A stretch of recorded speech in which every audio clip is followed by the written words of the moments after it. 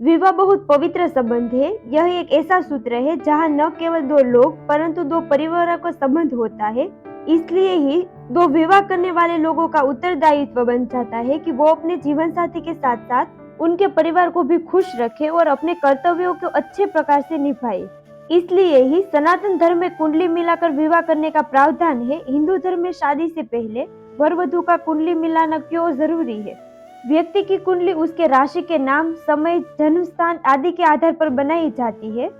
यहाँ तक कि कुंडली मिलाने से यह भी पता लगाया जा सकता है कि लड़का और लड़की विवाह के पश्चात एक दूसरे के साथ भाग्यशाली और सुखद जीवन व्यतीत करेगी या नहीं, या फिर एक के ग्रह दूसरे के जीवन पर कैसा प्रभाव डाल सकते हैं और उनके परिणाम क्या होंगे। तो आइए जानते हैं कि दोनों की कुंडली में किन किन बातों पर विशेष ध्यान दिया जाता है।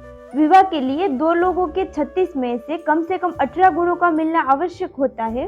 विवाह से पहले जब दो लोगों की कुंडली मिलाई जाती है तो लड़के की कुंडली में बहु विवाह योग, विदुर योग और मार्ग भटकने का योग देखा जाता है। बहु विवाह योग में कुंडली के द्वारा यह देखा जाता है कि लड़के के जीवन में एक से अधिक विवाह न हो। विदुर योग में देखा जाता है कि लड़के का उसकी पत्नी के साथ कैसा संबंध होगा, दोनों के मध्य कोई क्लेश या भेदभाव के ग्रह तो नहीं बन रहे, या फिर लड़के की अकाल मृत्यु तो नहीं हो जाएगी। इन बातों पर विशेष ध्यान दिया जाता है। मार्ग भटकने का अर्थ है कि लड़का भविष्य में गलत आदतों जैसे जुआ, शराब, असत्य, व्यभिचार जैसे मार्गों का अनुसरण न करे, अन्यथा लड़की का जीवन बहुत कठिन हो जाएगा। यदि कुंडली में इस प्रकार के दोष पाए जाते हैं तो विवाह में कठिनाइयां आती है। वही लड़की की कुंडली में वैधव्य योग, विषकन्या योग और बहुपति योग देखे जाते हैं। वैधव्य योग में देखा जाता है कि दोनों में से किसी की भी अकाल मृत्यु तो नहीं होगी। फिर देखा जाता है कि लड़की की कुंडली में विषकन्या योग न हो, क्योंकि इस योग के कारण लड़की सुखी नहीं रह पाती, उसके जीवन में दुख और दुर्भाग्य आते ही रहते हैं। बहुपति योग में देखा जाता है कि लड़की की कुंडली में एक से अधिक विवाह न हो। के समाधान के लिए लड़की का विवाह पहले किसी वृक्ष से करवाया जाता है, जिससे इस दोष को निष्प्रभाव किया जा सके। इन 8 गुणों का मिलना जरूरी है। वर और कन्या की कुंडली के आधार पर कुल 8 गुणों का विश्लेषण किया जाता है। इन गुणों के क्रम संख्या के आधार पर ही इनका अंक माना गया है। जैसे पहले गुण का अंक 1 है, दूसरे का 2 आदि, और इस प्रकार सभी अंकों का योग 36 होता है। इसलिए कुल मिलाकर 36 गुणों का आंकलन करके निर्धारित किया जाता है कि दोनों एक दूसरे से विवाह के योग्य है या नहीं।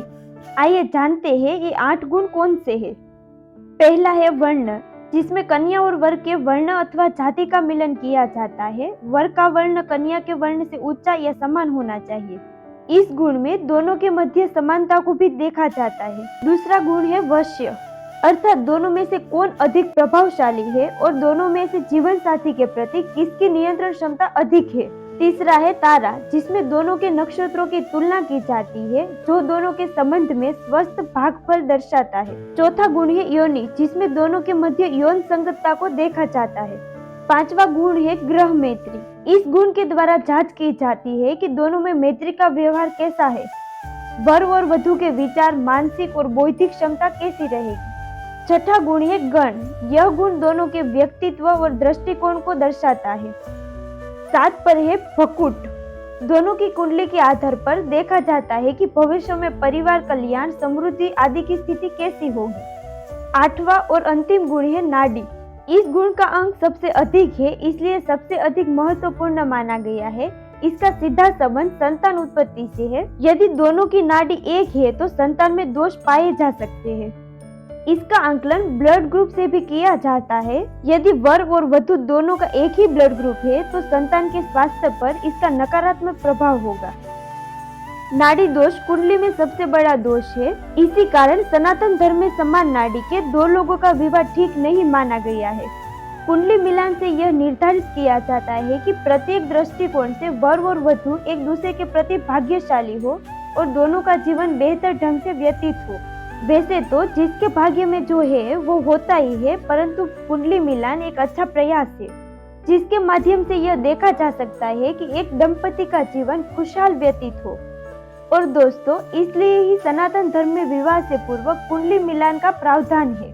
हमारी ये वीडियो आपको कैसी लगी हमें कमेंट करके जरूर बताइए।